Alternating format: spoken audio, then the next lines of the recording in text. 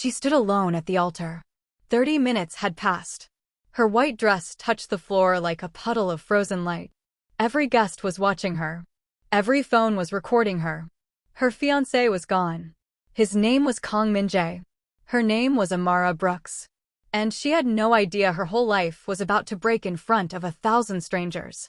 Have you ever trusted someone so much you would have given them anything? Your money, your time, your whole heart. Now imagine finding out, in front of the entire world, that it was never real. An employee walked up to Amara with a tablet in her shaking hands. "Miss, I think you need to see this." The screen lit up. Not a hospital. A hotel room. Crystal glasses. Champagne. Laughter. Min-jae was there. Sitting beside him was Yoon Seoa, Amara's best friend since college. Seoa lifted her glass to the camera and smiled. "Once she signs those marriage papers, everything belongs to us." The room went silent. 1,000 eyes turned to Amara. She did not scream. She did not cry. She just stood there and smiled. Would you have smiled too? Or would this have been the moment you finally broke?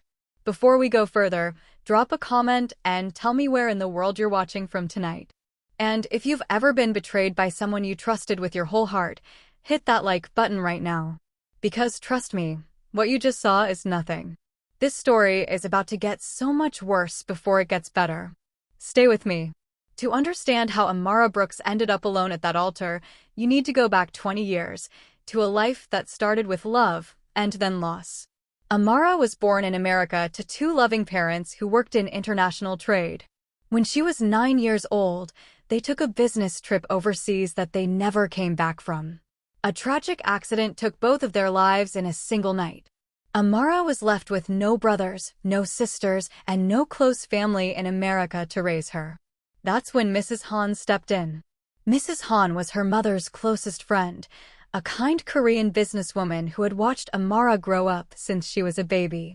Without hesitation, she flew to America, signed the adoption papers, and brought a grieving 9-year-old girl home with her to Seoul. It was not an easy transition. Amara did not speak a word of Korean. She looked different from every child in her new school. She stood out everywhere she went, and some days, that difference felt heavier than her grief. Children whispered. Teachers stared a little too long. Some families did not understand why a Korean woman was raising a Black American daughter. But Mrs. Han never let Amara feel unwanted for a single day. Every night, Mrs. Han sat with her, teaching her the language, one word at a time. She taught her the culture, the food, the customs, and most importantly, she taught her that family is not something you are born into. Sometimes, family is something you choose. Slowly, Seoul stopped feeling foreign. It started to feel like home. Amara worked harder than anyone around her. She had something to prove, not to the world, but to herself. She wanted to be strong enough that no one could ever look at her and see only an outsider. By the time she reached university, she was graduating at the very top of her class. Professors respected her. Classmates admired her. She had built a name for herself through nothing but discipline and hard work. Then, tragedy struck again. Mrs. Han passed away just as Amara was finishing her studies. It broke her heart in a way she never fully recovered from.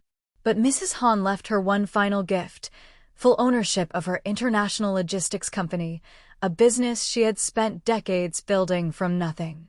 Amara did not run from the responsibility. She embraced it. She stepped into her adoptive mother's shoes and rebuilt the company into something even bigger. Within a few short years, contracts poured in from across Asia. Investors respected her instincts. Employees trusted her leadership. By the age of 28, Amara Brooks was known across Seoul as one of the youngest female CEOs in the entire country. But behind the success, behind the tailored suits and the boardroom meetings, Amara carried something most people never saw. A quiet loneliness. She had lost her parents. She had lost her adoptive mother. She had built an empire, but she still longed for something money could never buy, a place to truly belong, and people who would love her simply because she was Amara, not because of what she owned. She valued loyalty above everything else because she knew exactly what it felt like to lose the people closest to her. She valued kindness because Mrs. Han had shown her that a stranger's kindness could change the entire direction of a life. And deep down, she still hoped that one day, she would find people who loved her for her heart, not her wealth. She had no idea that university would bring her two men who would change her life forever. One of them would almost destroy her. The other would become her greatest gift. University in Seoul was where Amara's story truly began to shift. It was there that she crossed paths with two cousins who came from one of the most powerful families in Korea, the Kang family. The first cousin was Kang Min-jae. Min-jae was loud, magnetic, and impossible to ignore. He walked into any room and instantly became the center of attention. He always had a joke ready, always had a group of friends laughing beside him, and always seemed to know exactly what to say to make someone feel special. Everyone loved Min-jae. Or at least, everyone thought they did. The second cousin was Kang Hyun-woo. Hyun-woo was nothing like Min-jae. He was quiet, serious. He rarely smiled, but when he did, it felt genuine. He never talked about his family's wealth, never bragged about the Kang Group, the massive conglomerate his family controlled. Most students on campus didn't even know he was an heir to one of the largest business empires in Korea. Hyun-woo noticed Amara long before she ever noticed him. It happened during her first year. An international exchange student was being mocked by a group of students for his accent. Most people looked away. Amara did not. She walked straight into the middle of it and defended him, calm but fierce, refusing to back down until the group scattered in embarrassment. Hyun-woo watched the entire moment from a distance. Something in him shifted that day. He saw her strength, her kindness, her refusal to stay silent when someone was being hurt. From that moment forward, Hyun-woo found himself quietly falling for a woman who had no idea he existed. He wanted to tell her how he felt. He truly did. But before he could gather the courage, Min-jae made his move first. Min-jae approached Amara with his usual charm, showering her with attention, flattery, and thoughtful gestures. He asked her to be his girlfriend, and believing his feelings were genuine, Amara said yes. Hyun-woo found out the same day everyone else did. He said nothing. He smiled when he needed to smile. He congratulated his cousin. And quietly, he buried his feelings so deep, no one around him ever suspected a thing. He simply watched from a distance, choosing to protect her happiness, even if it meant sacrificing his own. For a while, everything about Amara and Min-jae's relationship looked perfect from the outside. He walked her to class. He brought her coffee exactly the way she liked it. He introduced her to his friends as the smartest woman I've ever met. But there was one small moment, one Amara barely noticed at the time. It happened at a small gathering with friends. Min-jae was laughing with Yoon Seo-ah, Amara's closest friend since their first year of university. Nothing seemed unusual about it. Seo-ah was often around the group. But for just a second, their eyes lingered on each other a little too long. A look that held something familiar. Something comfortable. Something that did not belong between two people who had only ever been just friends. Amara looked away before she could fully register it, laughing at something someone else said, brushing it off as nothing. She trusted Min-jae completely. She trusted Seo-ah even more. She had no reason to believe that the two people she loved most in the world were already keeping a secret from her, one that would take years to fully unravel. The relationship between Amara and Min-jae grew deeper with every passing month. And slowly, so did his lies. It started small. Min-jae began telling Amara about struggles in his life. He said his family had cut him off financially because he refused to work in the family business. He said he wanted to build something of his own, something that proved his worth outside of the Kang name. Amara admired that. She respected ambition. She understood what it meant to want to earn something through your own hard work instead of relying on inheritance. So when Min-jae came to her one evening, eyes glistening with tears, telling her he was on the verge of losing everything, she did not hesitate. "I just need a little help," he whispered, voice breaking. "I promise I'll pay you back. I don't want to fail in front of everyone." Amara wiped the tears from his face and told him not to worry. That was the first check she ever wrote him. It would not be the last.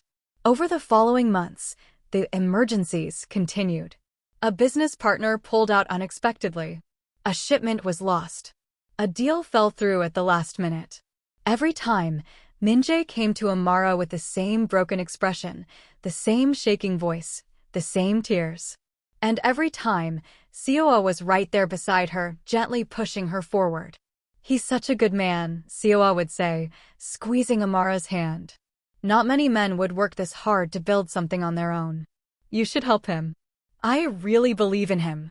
Amara trusted Seo-ah's opinion almost as much as her own. They had been friends for years. Seo-ah had never once given her a reason to doubt her.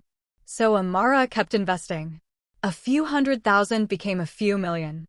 Private funding rounds. Equipment. Office space. Staff salaries. Every time Min-jae's company needed something, Amara's account quietly covered it. She told herself it was an investment in their future together. Soon they would be married. His success would be their success. That is what partners do for each other, she believed. They lift each other up during hard times. She had no idea she was the only one lifting anything at all. Within 5 years, Min-jae's startup transformed into a genuinely successful company. Magazines began writing about his self-made rise. Business panels invited him to speak about entrepreneurship and resilience. Young founders looked up to him as an inspiration. No one knew the truth. Every dollar behind his empire had come from Amara. Every struggle had been a performance. Every tear had been rehearsed. Every late-night phone call where he sounded like he was falling apart had been carefully timed to pull just a little more money from the woman who loved him. And through it all, Seo-ah played her part perfectly, always encouraging, always supportive, always the loyal best friend cheering from the sidelines. Nobody suspected that behind closed doors, Min-jae and Seo-ah were not just business partners in deception. They were lovers. They had been together long before Min-jae ever asked Amara out. The entire relationship, every date, every gift, every whispered "I love you," had been built on a foundation of calculated lies. Their plan was simple. Win Amara's heart. Win her trust. Win access to her fortune. And eventually, once the wedding papers were signed, walk away with more money and power than either of them could spend in a lifetime. Amara had built an empire through discipline and hard work. She never imagined the two people closest to her were slowly building an empire off of her downfall. Okay, before we continue, I need you to guess something in the comments. Do you think Amara ever finds out the truth before her wedding day? Drop your guess below. And if you're already angry on her behalf, share this video with someone who needs a good redemption story tonight. Because trust me, keep reading, karma is about to enter the chat. The wedding day finally arrived, and all of Seoul was watching. Luxury magazines had covered every detail for weeks. The venue overlooked the Han River, glowing gold in the afternoon light. Crystal chandeliers hung above thousands of white roses. Celebrities, business leaders, and reporters filled every seat in the hall. To everyone watching, it looked like a fairy tale. Amara stood in her dressing room, staring at her own reflection. Her wedding dress fit perfectly. Her hands were steady. For the first time in years, she allowed herself to believe that her life was finally falling into place. Then, 30 minutes before the ceremony, Min-jae's phone rang.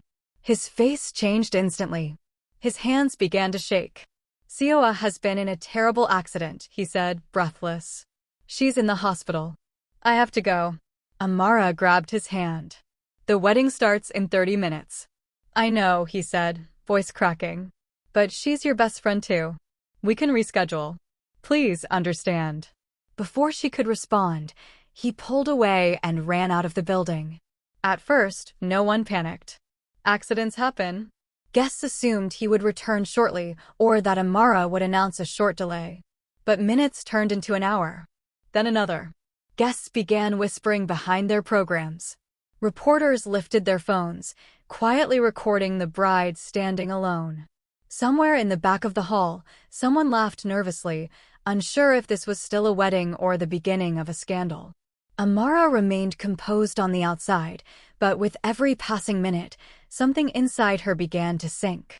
Then one of her employees approached, holding a tablet with trembling hands. "Miss, I think you need to see this." Amara looked down at the screen. It was not a hospital. It was a luxury hotel suite.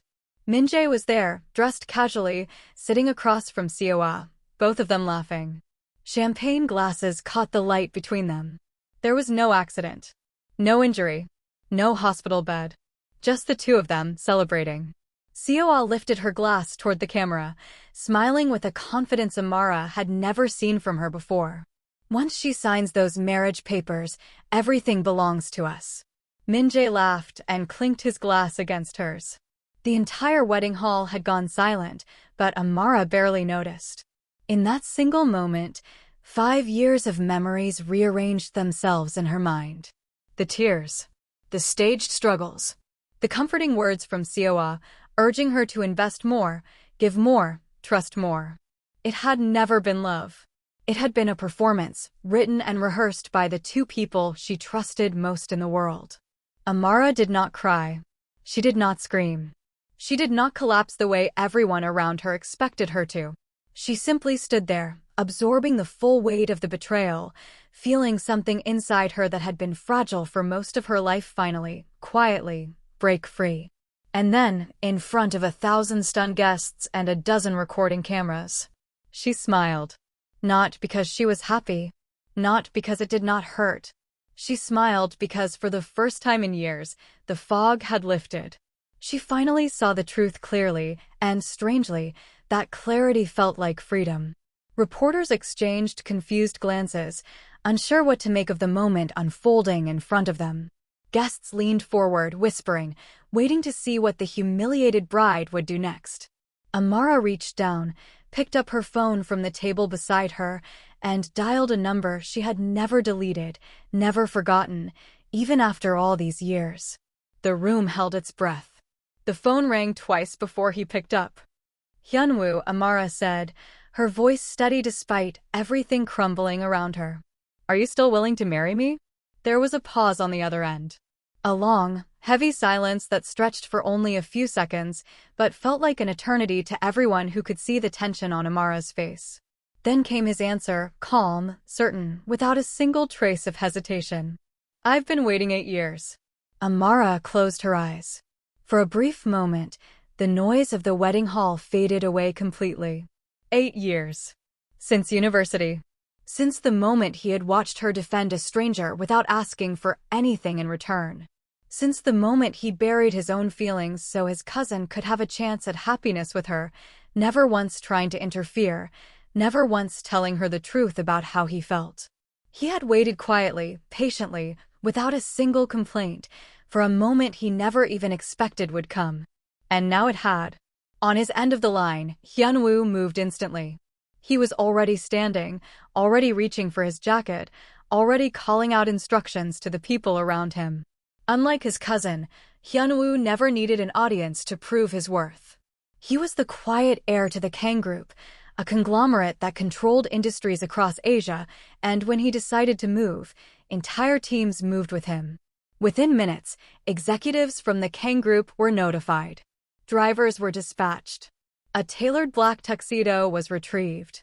Every step was handled with the same calm precision Hyunwoo brought to every boardroom decision he had ever made.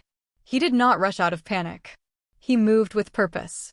Because unlike Minjae, who had spent years performing a lie, Hyunwoo did not need to fake devotion. He had it, quietly, faithfully, for almost a decade. Back at the wedding hall, whispers spread like wildfire. Guests speculated about what Amara's phone call meant. Reporters adjusted their cameras toward the entrance, sensing that something unexpected was about to happen. Amara stood taller now.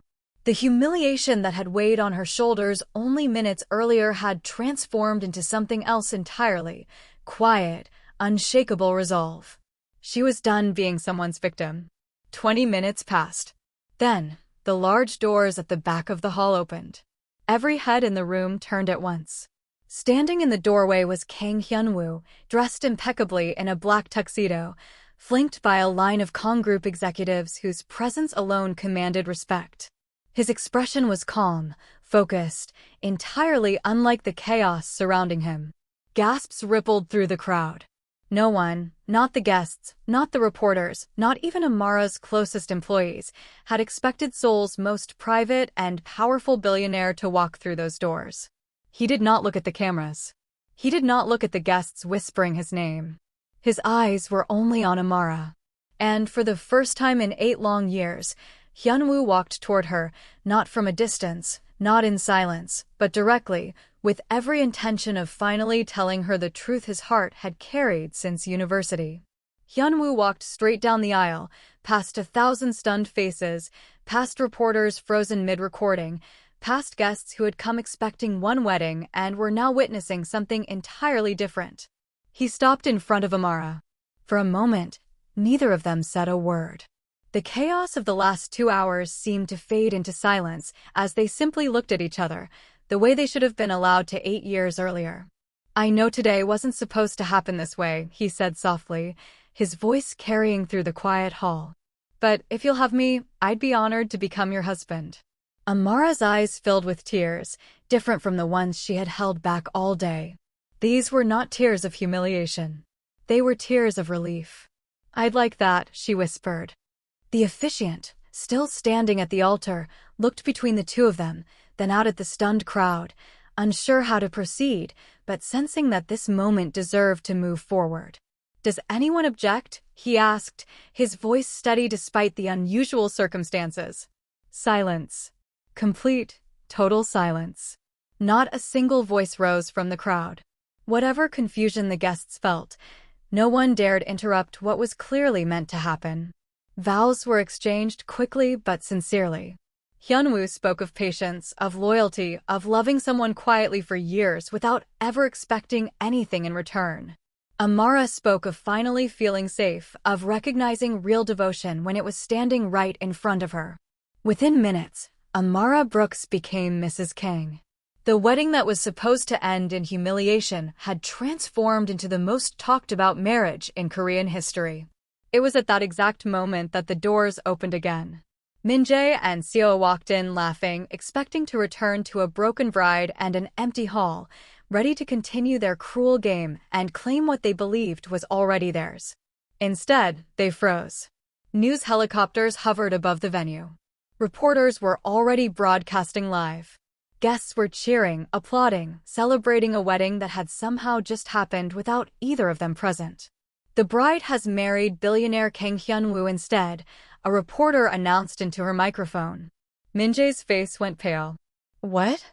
He pushed through the crowd, shoving past stunned guests, desperate to see for himself. He arrived just in time to watch Hyunwoo gently place a wedding ring on Amara's finger, sealing a marriage Min-jae never saw coming. Only then did the full truth hit him. His quiet, unassuming cousin was not just wealthy. He was now Amara's husband, and together, they controlled one of the largest business empires in all of Asia. Every plan Min-jae and Seo had spent years building, every manipulation, every stolen dollar, every staged tear, had led to nothing. Everything they had hoped to steal was now completely, permanently out of their reach. Hyunwoo turned to face his cousin, his expression calm but unwavering. "You mistook love for money," he said. "I chose love, even when I had nothing to gain." Min-jae had no response. Seo said nothing at all. Security quietly began escorting them out of the hall as guests watched in stunned silence, the true villains of the story finally exposed in front of the entire world. Months that followed, investigators uncovered the full extent of Min-jae and Seo's deception. Forged financial documents. Years of siphoned company funds. Manipulated investment records designed to hide exactly how much of Amara's fortune had quietly funded Min-jae's self-made success. The evidence was overwhelming. Both were arrested and formally charged with fraud. The trial drew massive public attention, with the same magazines that once praised Min-jae's rise now detailing his downfall in headline after headline. They were convicted and ordered to repay millions of dollars in damages.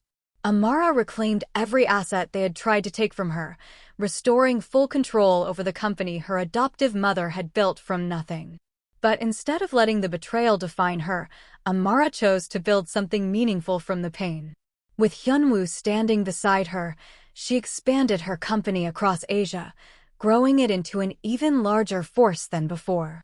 Together, they launched a foundation dedicated to funding scholarships for international students and orphans, young people who, like her, were building a life far away from where they were born. It became her way of turning her greatest wound into someone else's greatest chance. On the anniversary of their unexpected wedding, Hyunwoo brought Amara back to the university where their story had quietly begun. They stood together beneath the same cherry blossom tree where he had once watched her from a distance, too afraid to say the words in his heart. "I thought I had missed my chance forever," he said softly, looking at her the way he had all those years ago. Amara simply squeezed his hand, her smile answering him more clearly than any words could. 9 months later, Amara gave birth to a baby girl with sparkling eyes and a smile that melted the hearts of everyone around her. She became the greatest blessing of their lives, bringing healing and hope to a family that had endured so much to find each other. As Hyunwoo held his daughter for the first time, he made a silent promise to protect both her and the woman he had loved for nearly a decade, for the rest of his life. Looking back, Amara often thought about the woman she used to be, the 9-year-old girl who lost her parents overseas, the outsider who learned a new language just to survive, the young CEO who built an empire but still felt like something was missing. She had spent her whole life searching for a place to belong. She thought success would give her that. She thought love from Min-jae would give her that. She was wrong both times, but not in the way she feared.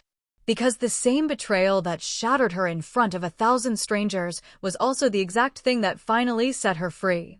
If Min-jae had never lied, if Seoa had never schemed, if that wedding day had gone exactly as planned, Amara might have spent the rest of her life married to a man who never truly loved her, standing beside a friend who was never truly loyal, chasing a sense of home that would have never actually existed. Instead, betrayal cleared a path she never expected.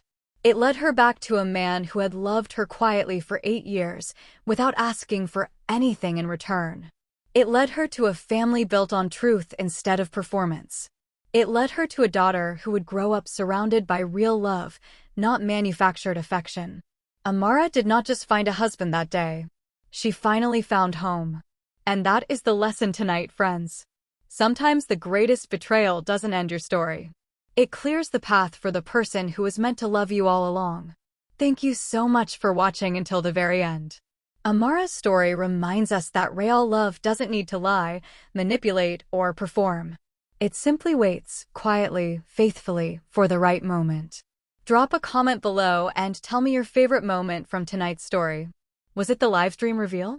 The wedding hall doors opening? Or Hyunwoo's unforgettable line? Rate this story from 1 to 10 in the comments. I always love reading your thoughts. If you're new here, hit that subscribe button because our next drama is even more emotional than this one. And if tonight's lesson touched your heart, share this video with someone who needs to hear it too. Until next time, remember, your breaking point might just be your beginning. Yellow heart.